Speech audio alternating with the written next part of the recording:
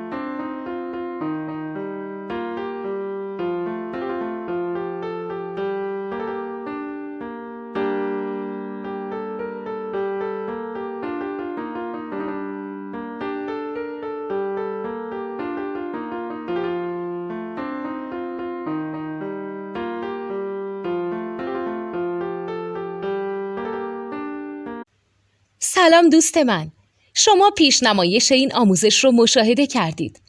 برای دیدن آموزش به صورت کامل میتونید به وبسایت نوت2 که مرجع آموزش موسیقی هست مراجعه کنید.